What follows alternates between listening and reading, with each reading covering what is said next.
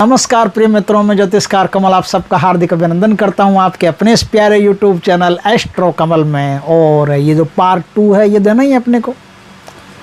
और मैं जिस चीज़ को जितना ज़्यादा विलंबित करता हूं फिर वो त्रिशंकु बन जाती है, लटक जाती है। एक बहुत पुरानी साधना है मेरी, दूसरा पार्ट आज तक बन ही नहीं पाया, टाइम ही नहीं मिलता, बनता ही नहीं, होता ही नहीं। इसलिए मैंने सोचा कि ये जो पाताल दानव की साधना देना, भर भर के खजाने देने वाली, वो आपने थंबनेल देखा होगा, उसका पार्ट 2 आज दे देते हैं।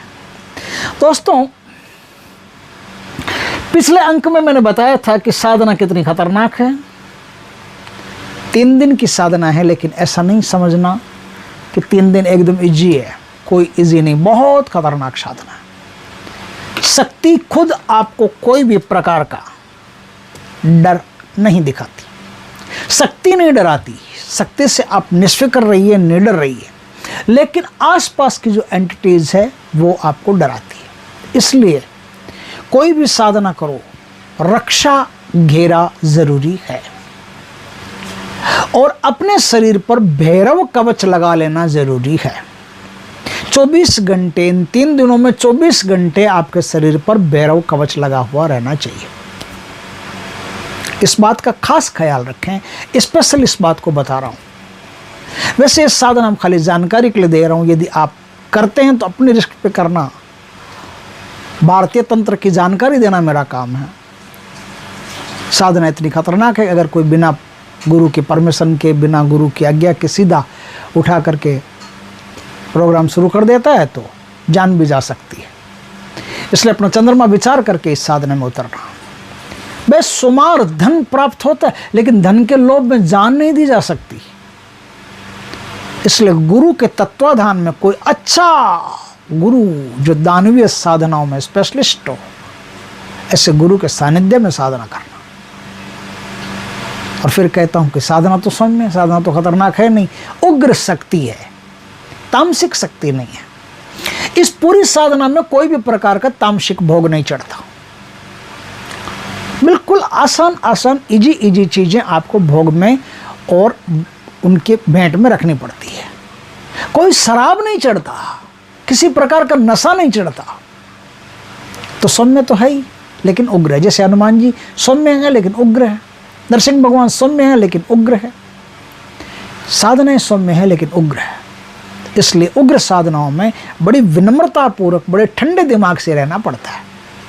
तो आप इस साधना को कर सकते हैं, गुरु के तत्वाधान में कर सकते हैं, दीक्षा लेकर के कर सकते हैं। यह साधना काले हकीक की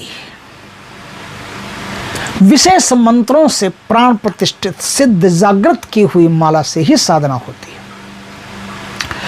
यह माला 24 घंटे आपके गले में रहेगी और इस माला के ऊपर किसी भी प्रकार का कोई भी कपड़ा नहीं रहेगा, क्योंकि कपड़ा आपके शरीर को टच नहीं करेगा। इन 3 दिनों में जो साधक होगा उसको कपड़े नहीं पहनने होते हैं, निर्वस्त्र रहना पड़ता है, नग्न रहना पड़ता है, दिगंबर रहना पड़ता है। तो दिगंबर रहना अपने आप में ही मन की विजय की पहली सूचना है। जिसने अपने मन पर विजय प्राप्त कर ली वही आदमी दिगंबर रह सकता है। हर किसी के दिगंबर रहना बस की बात नहीं है। आप समझ गए बात को? तो दिगंबर रहना है इस साधना में 3 दिन तक। साधना करनी कहाँ है? अपने घर में थोड़ी होगी, साधना होगी जंगल में। घर में करना हो तो ये साधना कई प्रकार से की जाती है। घर में करना हो तो 31 दिन लगते हैं, मिनिमम, कम से कम 31 दिन लगते हैं। आप अपने बंद कमरे में बैठ के कर सकते हो, 31 दिन लगते हैं, लेकिन शर्तें वही लागू है। इस पूरी साधना में ही आपको इन 3 दिनों में प्रकाश नहीं देखना है। सूर्य उदय होने से पहले पहले आपको लापतागंज चले जाना, यानी गायब हो जाना। यानी अपने जो भी आप जंगल में अपना डेरा बनाओ, टेंट बनाओ, डेरा बनाओ, झोंपड़ी बनाओ, कमरा जंगल में ले रखा हो, कुछ भी हो, उस कमरे में चले जाओ। आपको सूर्य के प्रकाश में बाहर नहीं निकलना। जैसे ड्रैकुला नहीं निकलते हैं सूर्य के प्रकाश में बाहर, वैसे इस साधना का साधक होता है वो भी सूर्य के प्रकाश में बाहर नहीं निकलता है। अब जैसे ही रात होती है आपको बाहर निकलना है, स्नान करना है। स्नान किससे करना है? 2 प्रकार के जल हैं। दूसरे प्रकार का जल तो और जब पहले प्रकार का नहीं मिले तो लेना है ना। तालाब का या नदी का जल ये दूसरे नंबर पर आता है। पहले नंबर पर जो जल आता है वो आता है कुएं का जल, पाताल जल। पाताल जल या फिर भारत में एक पाताल गंगा नाम से नदी है, उस पाताल गंगा नदी के किनारे आप इस साधना को कर सकते हो जो पाताल से निकली हुई है। कहते हैं कि महाराज कर्ण ने उस नदी को निकाला था, उस नदी के किनारे पर इस साधना को किया जा सकता है। आप उस पाताल गंगा नदी के जल से ही स्नान करोगे और वही जल आपको पीना है, टोंटी का जल नहीं पीना है। बरसात का जल भी इस साधना में काम करें। इस साधना में पाताल का जल है। पहला जल है कुएं का जल। अगर कुएं का नहीं मिलता है तो आपको पाताल का जल काम में लेना, यानी वो जो तालाब का जल या नदी का जल काम में लेना, ठीक है। बरसात का पानी जो इकट्ठा हो जाए तालाब में वो काम में लेना है। बरसात में सीधा आपको नहीं उतरना है। अगर बारिश आती हो तो बारिश में आपको सीधा नहीं उतरना है। और बारिश से बचाव भी रखना, पानी से बचाव नहीं है, बारिश से बचाव, ध्यान रखना ना। तो बारिश से बचाव रखना। यदि बारिश आ रही हो तो अपने ऊपर टेंट वगैरह कुछ कर लेना, उसके बाद में साधना में बैठना। साधना जंगल में कमरा हो तो भी कमरे में नहीं, साधना तो बाहर खुले में होगी। लेकिन अगर बारिश आ रही हो तो अपने ऊपर टेंट वगैरह कर सकते हो। बारिश से बचाव ज़रूरी है। अब देखिए आगे चलते हैं अपन। इस साधना में, साधना शुरू करने से पहले आपको कोई बड़ा पेड़ देखना है। उस पेड़ के नीचे ही एक पत्थर लेना है बड़ा सा। उस पत्थर पर सिंदूर छिड़क करके, बढ़िया सिंदूर, तेल सिंदूर मिला करके, मालिश करके, उसको पाताल दानव मान करके, आंखें भी बना देना दो, पाताल दानव मान करके उसकी साधना करनी है। पाताल दानव का मुंह उत्तर दिशा में रहना चाहिए। इस प्रकार का आप ख्याल रखें, आपका मुंह दक्षिण दिशा में रहना चाहिए। सिंदूर छिड़कने के बाद इस पूरी साधना में किसी भी प्रकार का दीपक नहीं है, सिर्फ धूप है, ध्यान रखना। बढ़िया धूप जो सुगंधित, वो धूप आपको वहां चढ़ानी है। और मेवा, मिष्टान, फल फ्रूट, मिठाई जो भी हो वो वहां अर्पित करनी है। आप फल फ्रूट मिठाई की पहले व्यवस्था रखिए, वो चढ़ा दीजिए वहाँ, ठीक। इसके साथ और कुछ चीज़ें हैं, जैसे सुपारी है, पान है, लौंग है, इलायची है, मगज के बीज है और सिंदूरी गुंजा है। ये सब चीज़ें आपको वहाँ चढ़ानी है। मात्रा का कोई कुछ नहीं है, आप थोड़ा थोड़ा चढ़ा दीजिए बस, किसी दोने में। इस पूरी साधना के दौरान आपको भोजन में सिर्फ कंदमूल फल जो होते हैं ना, कंदमूल फल ही खाते हैं।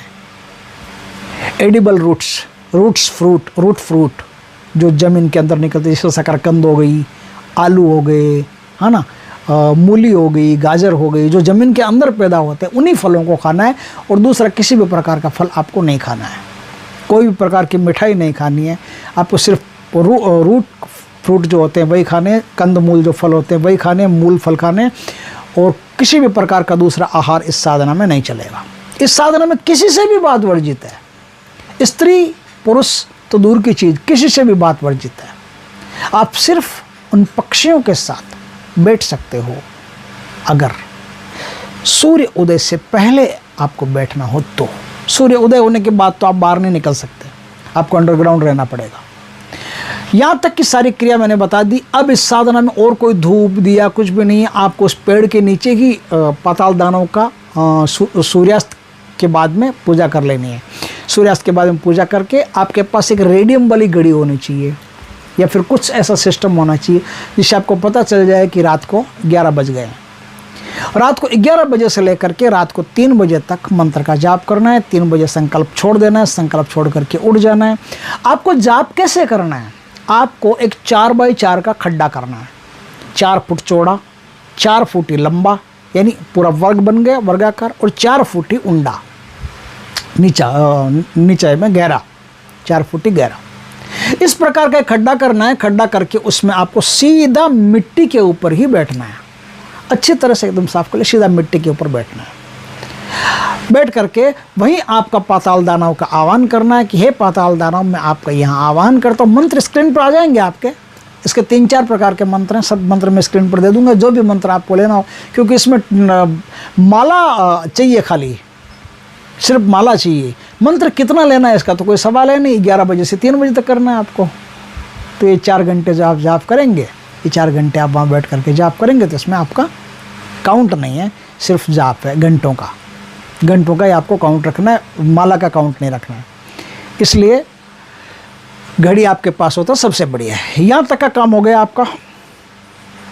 अब यहाँ तक के काम में क्या है, बैराकोस मैंने बता दिया ना, बैराकोस लगाना, और जो घेरा आपने जो खड्डा बनाया उस खड्डे के बाहर बाहर आपको उल्टी खोपड़ी मरगट मसान वाला भैरव का मंत्र लगाना है।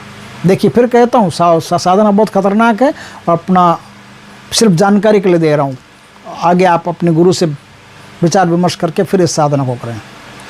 ये सब चीज़ें जो आपने चढ़ाई थी भोग में, ये उठा करके अलग पात्र में रख दें। दूसरे दिन वैसा ही भोग आपको चढ़ाना है। 3 दिन कंटिन्यू आपको ये भोग चढ़ाना है। तीसरे दिन पाताल दानव आपके सामने प्रकट हो जाएगा।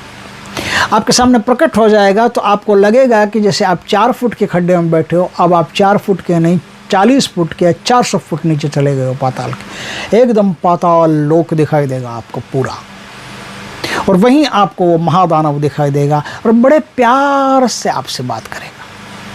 लेकिन आपको भी बड़े प्यार से बात करनी है। वो चाहे प्यार से करे या नहीं करे, आपको प्यार से बात करनी है। आपको उसकी किसी भी बात का बड़े ही ढंग से, बड़े ही सुनियोजित तरीके से, बड़े ही प्रेम से उत्तर देना है। ज़रा सा भी क्रोध काम का नहीं है और ज़रा सा भी डर काम का नहीं है, क्योंकि डरने वाले को भी वो सिद्ध नहीं होता और क्रोधी को भी वो सिद्ध नहीं होता। क्रोधी को तो फेंक देता है उठा करके, जा तो अपने दुनिया में वापस चला जा, मेरे पास मत आ, क्योंकि क्रोध मैं करता हूँ, तू क्यों करता है, तू तो शांत रहे, तू शांत है तब तो मैं तेरे को सिद्ध होऊंगा, तू क्रोध करेगा तो मैं सिद्ध कैसे होऊंगा। इस प्रकार से वो क्रोधी को सिद्ध नहीं होता। तो शांत मूड है, एकदम पीसफुल माइंड है, तो आप आराम से उसको सिद्ध कर सकते हो। अब वहाँ से आपकी वार्तालाप शुरू होगी। वार्तालाप शुरू होगी तो इसको सिद्ध नहीं किया जा सकता। पाताल दानव को आप मुट्ठी में नहीं कर सकते, इससे मित्रता कर सकते हो, इससे बातें कर सकते हो कि मैंने आपकी साधना की, मुझे इस प्रकार के फल चाहिए, मुझे ये काम करना है। तो पाताल दानव वहाँ से आपका मित्र बन जाता है, आपका गुरु बन जाता है, आपका रक्षक बन जाता है, बड़ा भाई बन जाता है। तो आप मान लो कि किसी भी प्रकार से, किसी भी रूप में आपने इसको सिद्ध कर लिया है। बाकी इसको मुट्ठी में करके कि ये कर, कि वो कर, कि तुझे करना ही पड़ेगा, कि तुझे उसकी आन है, कि तुझे उसकी आन है, ऐसा कुछ नहीं है इसमें सिर्फ एक कंप्रोमाइजेशन होता है कि पाताल दानव आपसे खुश है और आपकी तमाम मनोकामनाओं को पूर्ण करने के लिए राजी है। तो इस प्रकार से साधना है। और पाताल दानव खुश होने के बाद में फिर आपको तो कोई साधना की ज़रूरत ही नहीं पड़ेगी, न ज़िंदगी में किसी काम की ज़रूरत पड़ेगी। आप तो फिर बड़ी बड़ी फैक्ट्रियाँ खोलना और लाखों भारतीयों को काम देना, कुछ भी ऐसा कर सकते हो। लेकिन वही कर सकता है जिसमें बहुत हिम्मत है, बहुत दम है। इस साधना को घर पे भी किया जा सकता है, लेकिन घर पे 3 दिन में कुछ नहीं होता, घर पे 31 दिन मिनिमम लगते हैं। इस साधना के कई मंत्र हैं, मंत्र मैं आपको स्क्रीन पर दे दूंगा, बोल करके नहीं दूंगा, स्क्रीन पर दे दूंगा। बोल करके सिर्फ दीक्षा में ही दिया जाता है। जब तक दीक्षा नहीं हो तब तक मंत्र किसी काम का नहीं है, सिर्फ आप जानकारी के लिए प्राप्त कर सकते हो। ठीक है, अब क्या है, मैं और बातें इसमें बता देता हूँ कि ये साधना डरावनी है। जब आप साधना करोगे तब आपको लगेगा कि कोई बड़ा सा जीव जिसने एक पैर आपके खड्डे के इस साइड में दिया, दूसरा पैर उस साइड में दिया, आपके खड्डे के ऊपर से निकल रहा है। जैसे डायनासोर वगैरह नहीं होते हैं, जैसे बड़े बड़े जीव, आपको लगेगा कोई सांप लड़ते लड़ते आपके खड्डे के ऊपर से इधर से उधर गिर रहे हैं। आपको कई बार लगेगा कि आप धरती में नीचे चले जा रहे हो। इससे कई प्रकार के आभास होंगे, मायावी आभास होंगे। डरना मत, हिम्मत रखना, हौसला कायम रखना। तो आप पाताल दानव को सिद्ध कर सकते हो। और पाताल दानव को सिद्ध करने के बाद में फिर इस धरती पर ही नहीं, पूरी दुनिया में आप तांत्रिकों के भी गुरु बन सकते हो। आपको हर व्यक्ति का त्रिकाल ज्ञान प्राप्त हो सकता है। तंत्र की हर विद्या आपको प्राप्त हो सकती है। गोपनीय से गोपनीय, रहस्यमय से रहस्यमय बातें आप जान सकते हो। आप समझ गए होंगे बात को।